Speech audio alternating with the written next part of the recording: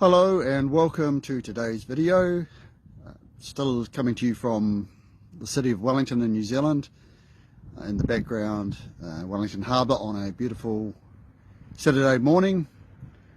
Getting this video done this morning because I know the wind will get up later, and there was some difficulty yesterday when I filmed my prior video with regards to the sound, but today hopefully everything's going to turn out pretty good.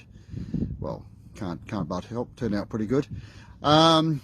So at the start, I actually just want to introduce you to a couple of my companions who are accompanying me on my journey. They accompany me on my physical gypsy journey around New Zealand and the world, and obviously they're on my spiritual journey. And the first person, I will call him a person, I want to introduce to you is a guy that came into my life just recently. His name is Yin Yang, and here he is. So it's my dog. I've always wanted a bit of a dog on my travels, and now he's here. He's manifested, turned up. So Yin Yang is the black and white of the Yin Yang symbol, the Chinese symbol of the polarity, as in the feminine and the masculine balancing. You might have spotted that he was wearing Dad's chakra bracelet, so he's working on his balance. He's a bit more yang than yin at the moment from colouring perspective, so the white's dominating his black, but I'm sure he'll get there. So that's my first companion, and now I'm going to introduce you to someone who's been with me for a long time, 15 years plus, and his name is Mr. Perseverance, or Mr. P. And here he is. And he is a little meerkat, probably one of my most favourite animals. Mr. Perseverance, I think that kind of explains itself. Just never give up. Don't ever give up. He's wearing a little bracelet, a friendship bracelet around his neck, which is more symbology for me. I'm wearing a yellow shirt today, and I'm wearing a green buff. The yellow of the solar plexus chakra, the power center, the green of the heart. The topic I'm going to talk to you about today calls on both those chakras. However, it is imperative that one has their chakras all activated and balanced to get the utmost ascension. It is in the higher realms that things happen easier. The lower realms, where I'm speaking to you from today physically, some of the things that we want to achieve are not easy. And symbology, the colours, the fact that I've got two travel companions, the understanding of what things mean. Everything is light, everything is energy, everything is colours, everything is vibration, sound. One needs to look below the surface to discover what is out there, or what these things mean and how they can influence one's life. Today's topic then, I'm going to talk about addiction. I'm not an addiction counsellor. What I am is I am a healer. I have healed myself. It took a long time to heal myself, and I am still healing. I'm not here to tell you what to do in respect of addictions. I am here to say that addictions are beatable, or you can rise above them, never to return to them again. How do I know that? Because I have done it. Right, so I'll just give you a couple of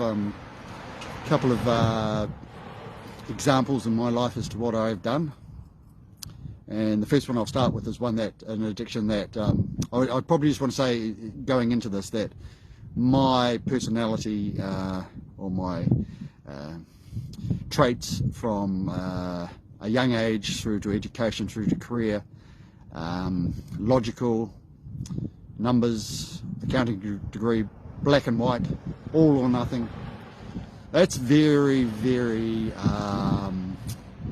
aligned with getting addicted to things, all or nothing. Anyway, first addiction that I will speak to you about is in respect of 2016. I had probably the most major personal tragedy in my life occurred, and I went right off the rails. I went from 0 to 100 in a split second. I was trying to escape what had just occurred. I wanted some sort of distraction, adventure. I thought it was a thrill. I went from 0 to smoking methamphetamine, crystal methamphetamine, known as P in New Zealand. I had no problems finding it. If you go looking for trouble, trouble turns up, and it did. Long story short then, because it's just impossible to really discuss in real detail everything. I became, I guess, addicted to P, using it once or twice a week. It was the most amazing first hit of anything I had done to that moment. And when the lady who was with me said, "When do you want to do it next?" I said, "Tomorrow," and she said, "That is fine, we will do it tomorrow," and we did. 3 to 4 months of that, getting into a very, very different scene. I was going pretty low, so when I talk about the lower realms, I was going there. 4th of January 2017, I ended up in hospital. My blood pressure was well in excess of 200 over whatever it was, 130. And of course, the doctor looked at me and said, "Well, you're on the path to somewhere." I was lying in the bed with my back up in the emergency room, and I thought to myself, which is something I had thought for others, that if they were in the situation, that they could, smoking P, they could end up in jail, they could end up dead, or they could end up in hospital. They could. And guess what? I had ended up in hospital. Therefore, by logical conclusion, I could end up in jail, or I could end up dead. And all that would happen is that they would lower the back of the bed, it would become a slab, they'd roll me out to the mortuary, and that would be that on the basis of what I knew at the time about death and the afterlife. And I made a conscious decision in that moment that I needed to get on a different path, not the path to jail, death. I'd already gone down the path to get to hospital. I was there. I made a conscious decision to get on a different path, and the path I was going to get on was to go and live a spiritual life. Not read about a spiritual life, not have the occasional experience. I got on the path. Now, I won't go further on that, but getting on the spiritual path, I basically cold turkeyed off P. I won't go into more detail at this stage. You can read about this in my story if you so are called to do so. It's right at the beginning of my story, and yeah, it's a great example of how one can have these epiphanies in life, and that occurred. Now, the second addiction I'm just going to briefly talk on is alcohol. I was a late starter on alcohol, early 20s, so it's quite late for some. I made up for lost time, played a lot of sport, a lot of socialisation, or not a lot of socialisation, but when I socialised, I drank, and the black and white, all or nothing persona took over, and I drank a lot. Was I an alcoholic? Yeah, probably borderline.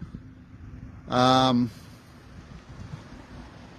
knew at times that it was not good for me.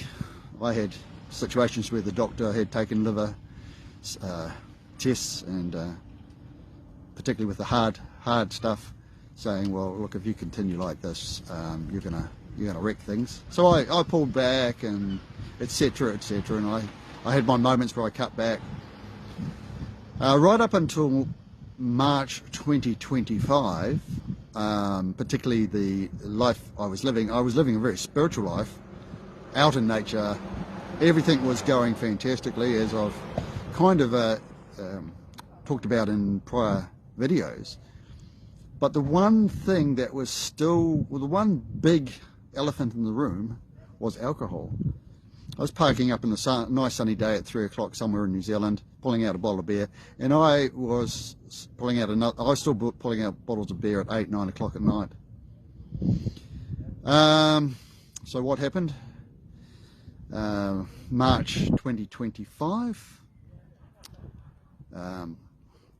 This is nothing but magic that I'm about to give you a real brief indication on. March 2025, I made a commitment to go to Peru for my spiritual retreat, which was going to include ayahuasca. And one of the stated intents, they asked us to write down some intents as to what we wanted to get from that experience, and I wrote down 3, and one of them was to cut back or stop drinking. I was going partially for healing at that moment in time, and certainly partially for spiritual ascension. 2 weeks subsequent to me paying a 50% deposit for that experience and signing up and committing to it, I awoke one morning at 3 o'clock in the morning, and the reason I awoke was that I received a message, and the message said, you need to stop drinking. Now this might sound woo-woo, but I'm telling you this is exactly what happened for me. So I had put myself into a realm of life where I was getting messages, or a specific message in this case.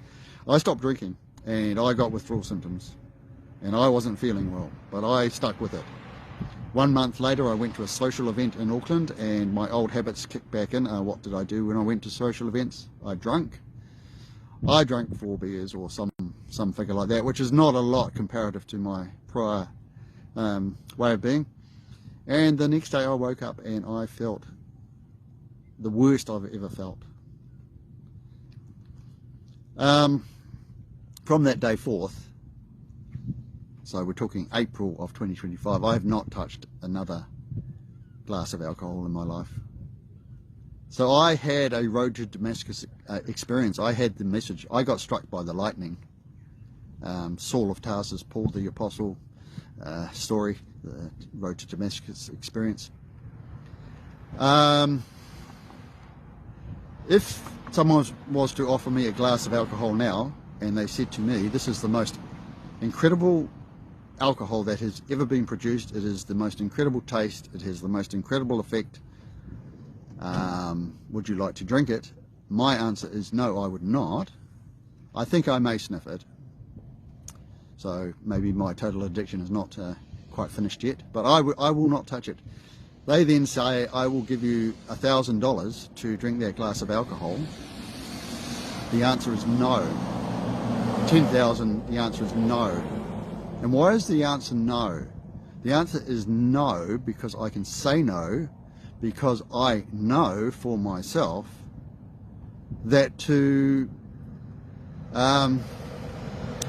do that is really going to be going back and opening the door that I spoke about previously of everything I left behind. So unlocking the door, going back and grabbing something out of the space behind, where all my darkness lays. And if you've seen some of my other videos, that's not how I live my life anymore.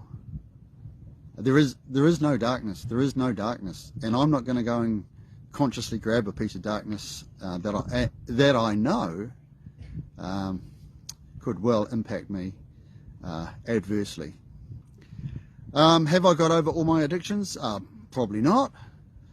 I'm not pure, but what I will say is I am living in the light. And my main addiction at the moment is to live in the light. I am addicted to living in the light. I'm addicted to being joyful. I'm addicted to being surrounded by love. I'm addicted to being open to the universe. Maybe one day all of my addictions will be gone and I'll be beyond the light, although I rather suspect that from my perspective the light is the ultimate. But I'm open to anything else that comes my way. Right, so that's a real brief summary on addictions. As I say, I'm not a counsellor. I'm not going to write anybody a how-to manual. We are all the captains of our own ship. We need to make the decisions and find the ways to resolve issues in our life.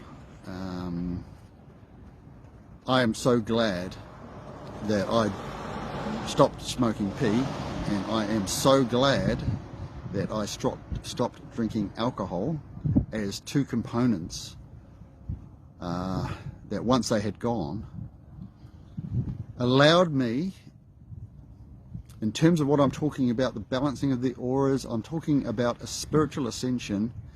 It is in the higher realms where things happen. They're easy. They happen. I had road to Damascus moments.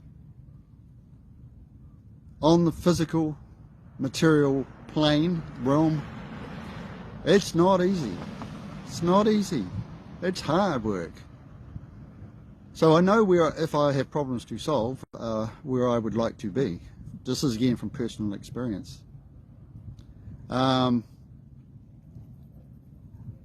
leave it at that. I will return and make another video on other things, but if you do want to read a bit more about those stories that I've talked about and how they came about and etc., they are in my story. So it's on my website, viviendolamahia.nz.com, which is it's also for spelling purposes. You can check on the Instagram page. There's another short story on there called Return to the Light, and you can obviously visit these videos ongoing. I'd like to say thank you for your time. It's really appreciated. I really hope that maybe just looking at someone who's done it, a real life example, might provide some thought, if needed by you, to deal with anything that's going on for you. So I will leave it at that, and I will say to you to enjoy the journey. We will meet when we should, and namaste.